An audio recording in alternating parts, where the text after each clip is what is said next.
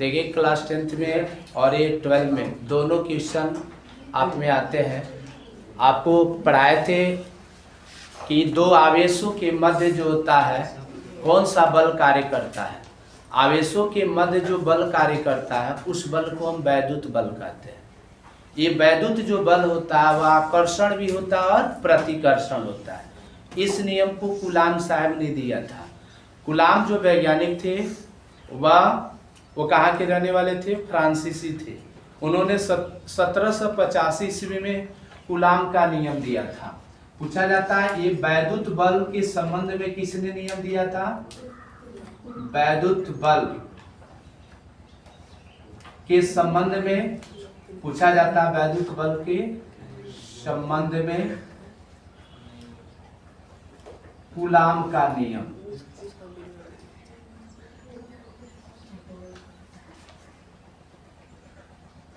Coulomb law related electric force ये अधिकतर जो है 12 के लिए बहुत इंपॉर्टेंट क्वेश्चन है, लेकिन इसमें आपको आवेशों के बीच जो बल कार्य करता है वह कूलाम साहब ने इसका जिक्र किया था। तो आइए आपको पढ़ाते हैं। मान लीजिए दो आवेश है, ये दो बिंदु आवेश है, एक आवेश Q1 है और एक आवेश Q2 है। अगर दोनों आवेश समान रहेगा तो इसके ऊपर प्रतिकर्षण बल लगेगा। अगर दोनों आवेश जो होता है विपरीत रहे, एक माइनस रहे और एक क्या है प्लस में, तो उसके बीच में कौन सा बल लगता है?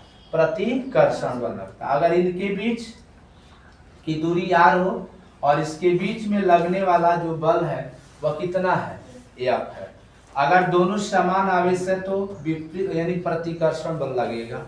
इस नियम को किसने दिया था? कूलाम साहब ने। ध्यान से सुनिएगा, किसी भी वैज्ञानिक का अगर नियम लिखना हो तो वो उसी रूप में लिखना होता है जिस रूप में उसने बोला था। उसमें अपनी तरफ से कोई बनावट नहीं करेंगे।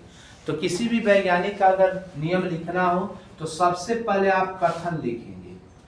और इस नियम को किसने दिया था? 1785 में फ्रांसीसी वैज्ञानिक थे। कौन से? फ्रांसीसी वैज्ञानिक कूलाम साहब ने नियम दिया था। कूलाम ने नियम दिया था। और किस आवेश को के लिए नियम दिया था?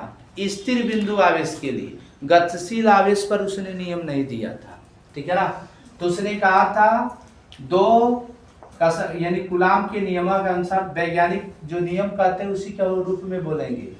यानी दो स्थिर बिंदु आवेशों के मध्य लगने वाला वैद्युत बल उन दोनों आवेशों के गुणनफल, दोनों आवेशों के गुणनफल के अनुक्रमानुपाती, किंतु उनके बीच की दूरी के बल के व्युत्क्रमानुपाती होता है। इसको इक्वेशन नंबर 2।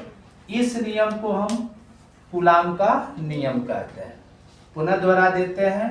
दो स्थिर बिंदु आवेशों के मध्य लगने वाला वैद्युत बल उन दोनों आवेशों के गुणनफल के समानुपाती तथा उनकी बीच की दूरी के बल के क्या होता है?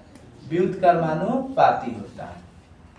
तो लिखेंगे समीकरण 1 और 2 से। समीकरण 1 और 2 से F in proportional to Q1 into Q2 बट्टा R square. F in proportional हटाओगे तो एक नियतांक लिखा जाता है K, और Q1 इंटू Q2 बट्टा R स्क्वायर, ठीक है ना। जहां K क्या है? नियतांक है। K नियतांक है। कि क्या है? नियतांक है। इस K का जो वैल्यू होती है 1/4 पाई नॉट एप्सिलॉन Q1, यानी K की वैल्यू होता है 1/4 पाई नॉट एप्सिलॉन। नॉट एप्सिलॉन इसको पढ़ेंगे। और इसका जो वैल्यू होती है 9 × 10 की power 9 newton into metre square प्रति कूलाम का स्क्वायर, ठीक है ना। ये सूत्र है। अगर ये वैल्यू यहाँ पे पुट कर दिया जाए तो F बराबर होगा 1/4 पाई not epsilon Q1 into Q2 बट्टा R स्क्वायर। अगर कोई माध्यम का परावैद्युतांक K हो तो यहाँ पर K से गुणा करेंगे। अगर Y दिया हो, हवा का परावैद्युतांक 1 होता है जिसे K से डिनोट करते हैं, तो इसका वैल्यू अगर आपको पुट करना है तो 9 गुणे 10 की पावर 9 अब Q1 इंटू Q2 बट्टा R स्क्वायर। इसे कूलाम का सूत्र कहते हैं, इसे कूलाम का सूत्र कहते हैं। इसमें एक हेडिंग आया है, एक शब्द नॉट एप्सिलॉन, इसको क्या पढ़ेंगे? नॉट एप्सिलॉन या एप्सिलॉन जीरो भी पढ़ते हैं, एप्सिलॉन जीरो, एप्सिलॉन जीरो पढ़ते हैं, ठीक है ना। ये होता है निर्वात की विद्युतशीलता है, निर्वात की विद्युतशीलता है।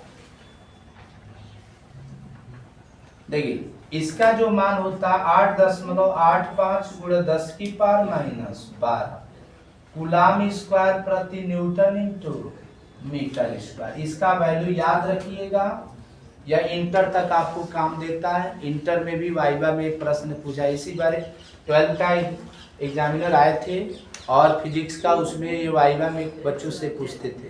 ये मतलब जब हम 10th में पढ़ रहे हैं तो 12 तक जाएंगे तो गायब हो जाएगा, इसको याद रखना पड़ेगा। तो एप्सिलॉन ऐसे कूलाम का सूत्र कहते हैं। बहुत कूलाम के जो वैद्युत जो बल था और गुरुत्वाकर्षण बल दोनों में अंतर होता है।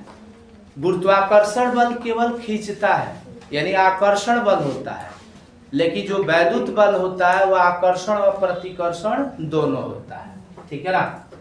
यदि बोर्ड पर देखो जी, Q1 बराबर Q2, इन दोनों का मान अगर Q हो, दोनों समान आवेश हो, तो F बराबर क्या लिखोगे? 9 गुणे 10 की पावर 9। यहाँ पर भी Q1 है और यहाँ पर भी Q में Q से गुणा करोगे तो Q स्क्वायर बट्टा R स्क्वायर, ये सूत्र हो जाएगा। अब यहाँ पर आपको एक हेडिंग पढ़ना है जिसमें वैद्युत बल के बारे में पढ़ना। वैद्युत बल किसे कहते हैं?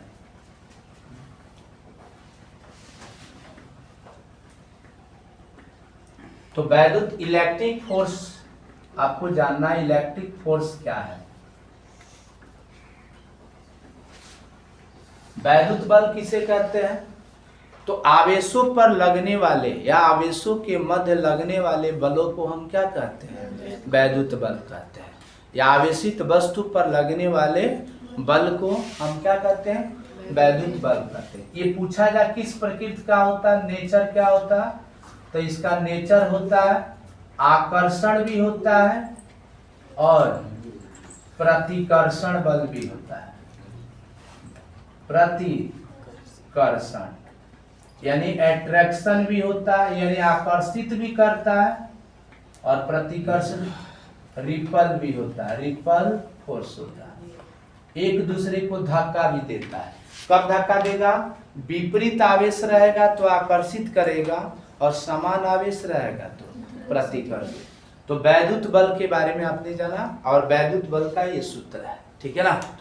अब आपको जानना है वैद्युत क्षेत्र के बारे में। कौन सा? वैद्युत क्षेत्र, जिसको इलेक्ट्रिक फील्ड कहते हैं। इलेक्ट्रिक फील्ड है। वैद्युत क्षेत्र क्या होता है?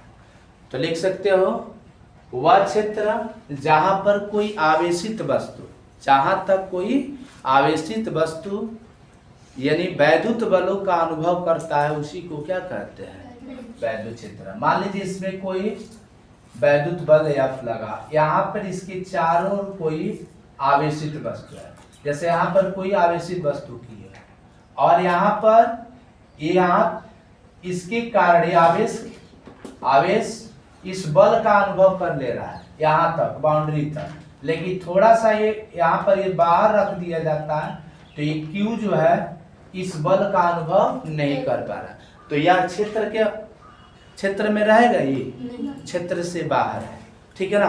तो जहां तक कोई आवेशित वस्तु वैद्युत बलों का अनुभव करता है उसी को हम क्या कहते हैं, वैद्युत क्षेत्र कहते हैं। और इसकी तीव्रता को हम वैद्युत क्षेत्र की तीव्रता कहते हैं। ठीक है ना। और यह एक सदिश राशि है। कैसी राशि है? सदिश राशि है। तो वैद्युत क्षेत्र की तीव्रता के बारे में आपको जानना है। क्षेत्र की तीव्रता,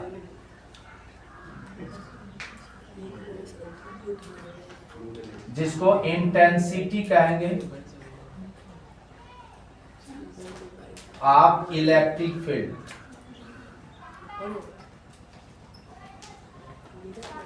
वैद्युत क्षेत्र की तीव्रता क्या होता है? तो वैद्युत क्षेत्र में स्थित, मान लो यहाँ पर कोई स्थित बिंदु Q0 है, ठीक है ना, Q0 है, और इसके कारण इस पर बल का अनुभव हो रहा है ना। तो क्या कर सकते हो, वैद्युत क्षेत्र में स्थित किसी भी परीक्षण आवेश पर लगने वाले बल कोई हम वैद्युत क्षेत्र की क्या कहते हैं, तीव्रता कहते हैं। या कह सकते हैं एकांक परीक्षण आवेश पर लगने वाले बल कोई हम वैद्युत क्षेत्र की तीव्रता कहते हैं। इसे E से प्रदर्शित करते हैं। वेक्टर E बराबर होता है F बट्टा Q0। F बट्टा क्या होता है, Q0। वेक्टर E वैद्युत क्षेत्र की तीव्रता का जो मात्रक होता है, वैद्युत क्षेत्र की तीव्रता का मात्रक, वैद्युत क्षेत्र की तीव्रता का जो मात्रक होता है एसआई प्रणाली में। किस प्रणाली में? एसआई प्रणाली में लिख लेंगे। एसआई इंटरनेशनल सिस्टम इसका पूरा नाम होगा। ई का मात्रक अगर निकालना हो तो एफ का मात्रक क्या पड़े हो, न्यूटन। बल का मात्रक न्यूटन और आवेश का मात्रक कूलाम। तो न्यूटन प्रति कूलाम होता है। या कभी कभी अभी इंटर में इस बार फिजिक्स का पेपर हो रहा था, उसमें एक क्वेश्चन दिया था वैद्युत क्षेत्र की तीव्रता का मात्रक क्या होता है। तो इसका मात्रक 1 वोल्ट प्रति मीटर भी होता है। क्या होता है, वोल्ट प्रति मीटर। तो अगर ये ना दे, यही आप में अगर बहुविकल्पी प्रश्न दे देंगे वैद्युत क्षेत्र की तीव्रता का मात्रक होता है, ठीक है ना। आप याद रखे हो न्यूटन प्रति कूलाम, और न्यूटन प्रति कूलाम कहीं ना दे, कह देंगे वोल्ट प्रति metre, volt into metre, metre प्रति वोल्ट। उपरोक्त में सभी सही, तो इस पर टिक मारेंगे वोल्ट प्रति मीटर। तो ये होता है वैद्युत क्षेत्र की तीव्रता के बारे में। अब यहाँ पर वैद्युत क्षेत्र में रखी कोई आवेशित वस्तु हो, ठीक है ना, अगर विपरीत आवेशित वस्तु रखी गई हो तो उसमें से कुछ वैद्युत बल रेखाएं उत्पन्न होती है, ठीक है ना, वैद्युत बल रेखाएं। तो आपको पढ़ना है वैद्युत बल रेखाएं क्या होती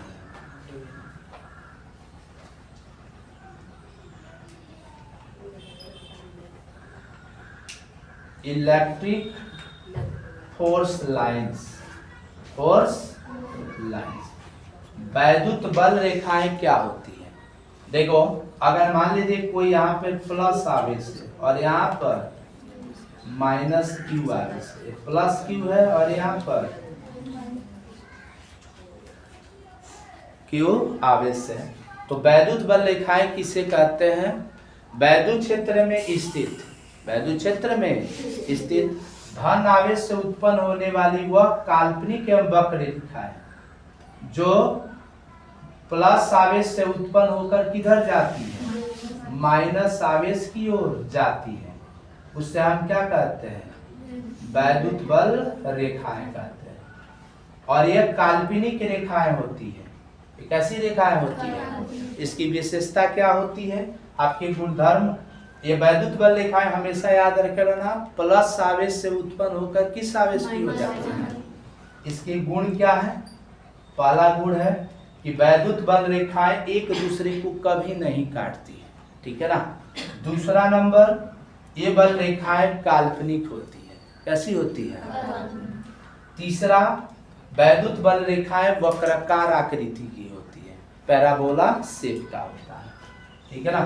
चौथा, ऋण ध्रुव यानी ऋण आवेश में प्रवेश करते समय समस्त वैद्युत बल रेखाएं एक दूसरे के समांतर हो जाती है। तो ये आपने जाना वैद्युत बल रेखाओं के बारे में।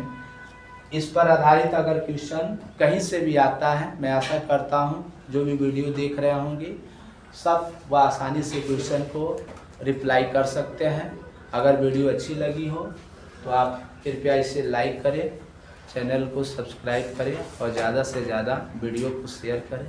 Thank you for watching.